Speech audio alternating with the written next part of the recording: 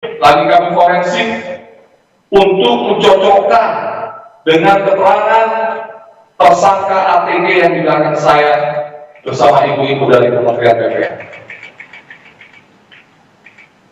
Kemudian Polres Bogor langsung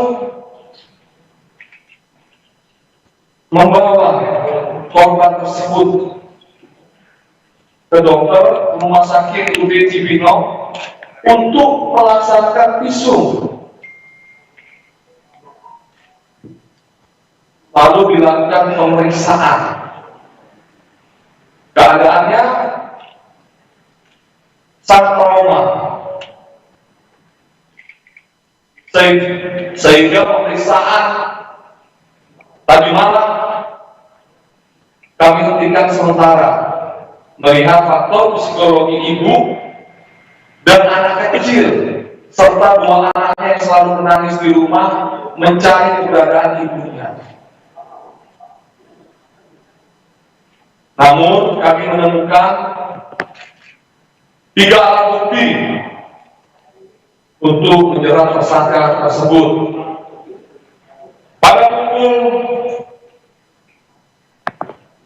16.00 kurang lebih, tersangka kami monitor melakukan check-in di sebuah hotel bilangan Jakarta Selatan, tepatnya di Kemang. Sehingga saya perintahkan segera tangkap, nggak pakai lama.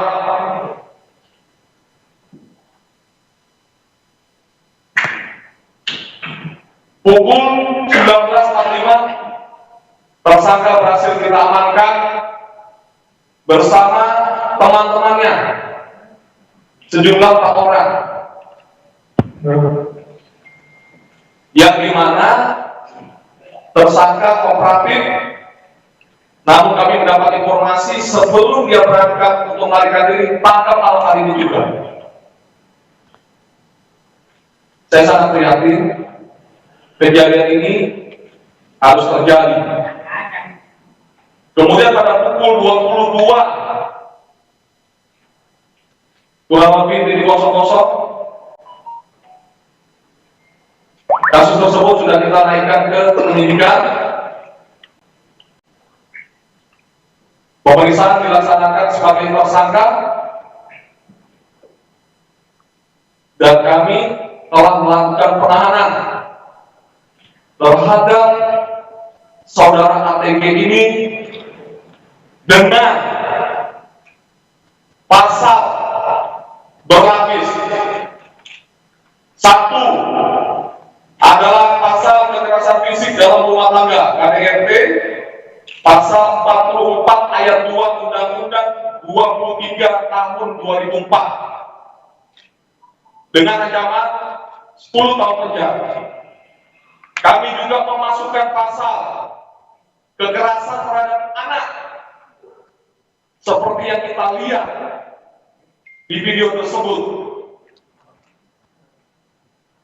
yaitu pasal 80 Undang-Undang Nomor 35 tahun 2014 tentang perubahan atas Undang-Undang 23 tahun 2002 dengan ancaman 4 tahun 8 bulan ditambah 1/3.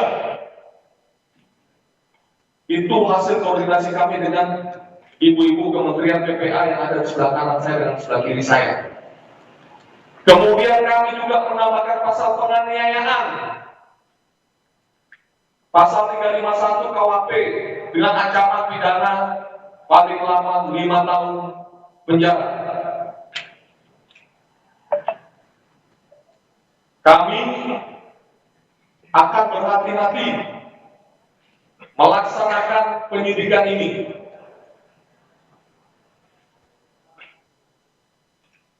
Kami juga menunjuk seluruh penyidik dari Polres Bogor adalah penyidik PPA yang wanita, yaitu Polwan.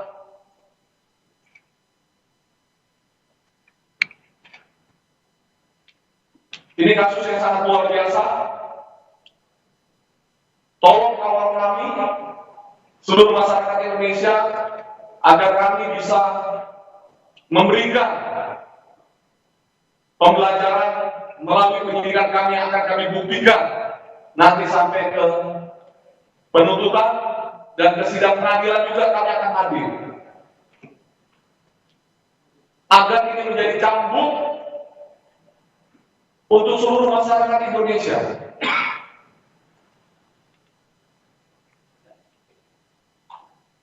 Nanti kita akan mendengarkan dari Asisten Deputi Kementerian PPA Bu Rati bagaimana pola-pola pengasuhan terhadap anak dan pola-pola terhadap psikologi dari korban. Untuk waktu kami persilakan dulu. Terima kasih Pak Kapolres. Assalamualaikum warahmatullahi wabarakatuh. Shalom, Om Swastiastu, Namo Buddhaya, salam kebajikan dan tentunya salam sehat semua. Kementerian PPPA tentunya merasa prihatin Bapak Ibu dan juga peristiwa KDRT yang dilakukan oleh suami kepada istri dan juga anaknya. Dan tentunya kami juga mengapresiasi ya terhadap korban yang telah berani speak up terhadap kekerasan yang dialaminya. Karena kita tahu Bapak Ibu bahwa kejadian KDRT ini biasanya sering berulang, tapi tidak berani melaporkan ya kepada pihak-pihak yang berwenang untuk melakukan penanganan kekerasan, sehingga dalam kasus yang dialami oleh korban tentunya apresiasi sudah berani melaporkan kasus-kasus kekerasan yang dialaminya.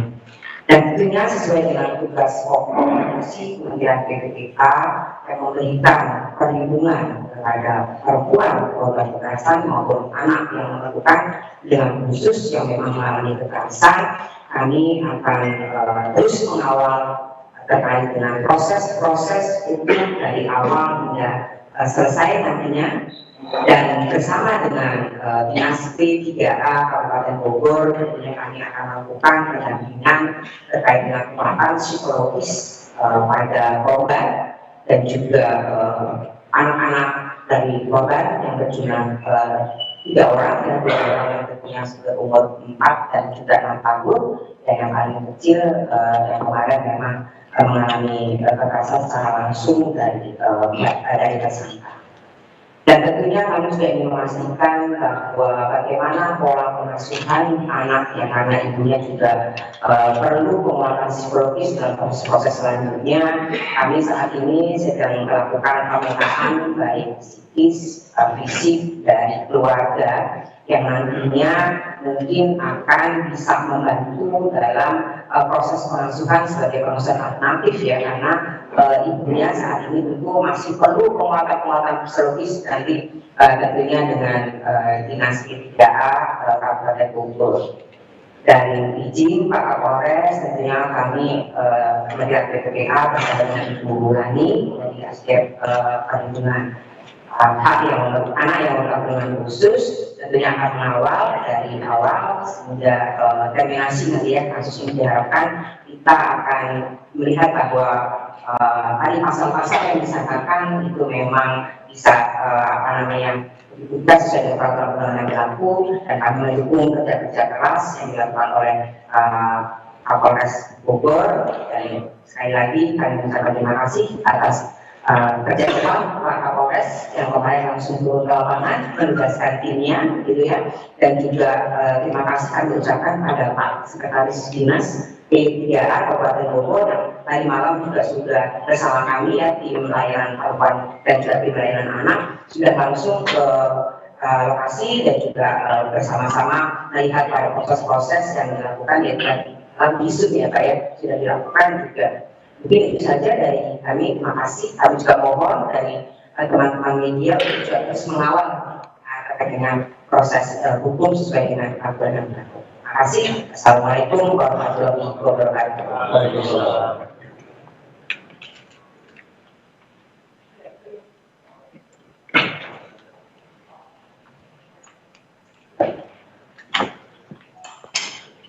Terima kasih. Assalamualaikum warahmatullahi wabarakatuh. Selamat pagi Bapak Kapolres dan jajaran, kemudian dari Dinas PP Kabupaten Bogor dan teman-teman media semuanya. Tadi seperti yang sudah disampaikan oleh Asisten Deputi Perlindungan Hak Perempuan, saya dari Asisten Deputi Perlindungan Anak dan Perlindungan Khusus Kementerian PDMPA. Tentunya yang pertama kami mengapresiasi kerja keras dari Polres Bogor langsung turun ke lapangan untuk menjangkau korban, dan kemudian yang kedua adalah kami sangat prihatin terjadinya kasus ini, dan KDRT bukan yang pertama kali dan bukan urusan yang private saya rasa untuk dilakukan atau diutarakan oleh para korban. Dan saat ini kami melakukan atensi kepada 3 anak dari korban dan tersangka yang saat ini secara langsung atau tidak langsung menghadapi atau menerima kekerasan juga. Pada saat kejadian, 2 anak berada di kamar yang lain yang mendengar situasi kekerasan terjadi, dan 1 anak berada pada saat langsung TKP kejadian kekerasan itu dilakukan oleh seorang ayah kepada ibunya, gitu ya. Nah, tentu kita perlu melakukan asesmen secara langsung kepada 3 anak ini untuk melihat kondisi fisik, psikis maupun lingkungan sosial dan keluarga. Meskipun saat ini ketiga anak korban dan juga korban sendiri berada pada tempat yang aman, dan tentu kita harus melakukan upaya pengasuhan yang layak untuk 3 anak ini, meskipun ibu tentunya adalah hak asuh utama yang tentunya berhak untuk mengasuh 3 anak ini. Namun tentu dalam kondisi saat ini ibu harus mendapatkan penguatan psikologis sambil berjalan, dan 3 anaknya tentu kita harus asesmen psikologisnya apakah juga mengalami kondisi-kondisi trauma dan lain sebagainya. Mengingat karena melihat secara langsung dan juga merasakan secara langsung dunia mengalami kejadian. Nah, untuk itu kami meminta kepada teman-teman media semua untuk tidak, yang pertama tidak mempublikasi identitas atau mencari tahu gitu ya, tidak identitas anak korban, karena ini terkait dengan masa depan 3 anak, dan tentunya kita jaga kerahasiaan ini. Tentu kita kawal agar penguatan psikologis bagi ketiga anak juga tetap kami lakukan, dan hasil pemeriksaan psikologis tentu nanti kami akan serahkan karena ini dilakukan langsung oleh psikolog profesional dari Kementerian PPPA dan bekerjasama dengan Dinas PPPA Kabupaten Bogor, dan kami akan serahkan hasil pemeriksaan psikologis sebagai pendukung kepada Polres untuk menguatkan kejadian-kejadian dan pasal-pasal yang disangkakan kepada tersangka. Dan juga tentu kami mendukung upaya Polres untuk memproses hukum kejadian ini, dan apabila memang kebutuhan ahli diperlukan dalam proses hukum yang akan berjalan, kami akan siap untuk fasilitasi. Demikian yang dapat saya sampaikan. Terima kasih. Wassalamualaikum warahmatullahi wabarakatuh. Terima kasih kepada Ibu Kementerian, para sekretar dan Pak Ibu Bapak Kadis. Ya, ini nanti kita akan mewawancarai tersangka secara langsung.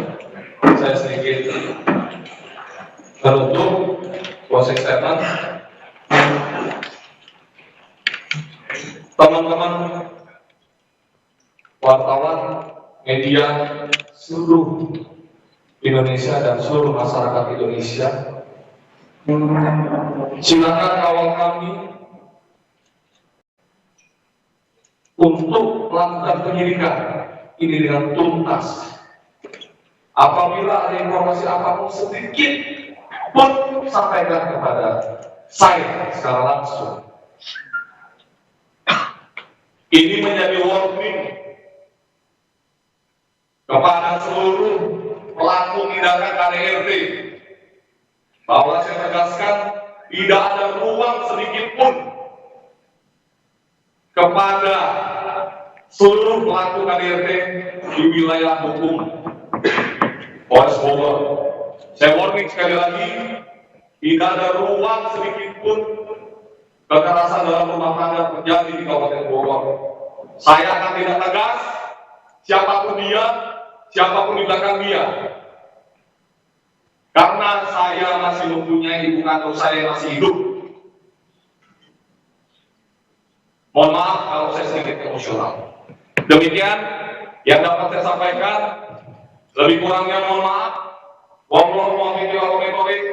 Wassalamualaikum warahmatullahi wabarakatuh. Ada pertanyaan? Tiga barang buktinya apa aja Pak? Tiga barang buktinya tadi. Tes. Ya. Berdasarkan hasil pemeriksaan Sebentar, ya satu ya. Dari mana? tiga barang dari antara dan tiga barang buktinya bisa disebutkan. Jadi tiga barang bukti ini, satu adalah dokumen tentang pernikahan antara pelaku dan korban. Yang kedua adalah flash disk yang kami berupa isi rekaman CCTV yang kami ambil dari medsos. Yang ketiga adalah screenshot dari medsos tersebut ini tentang terjadinya tindakan kekerasan tersebut terhadap ibu dan balita tersebut. Dan dari hasil penyelidikan pelaku melakukan KDRT berapa kali?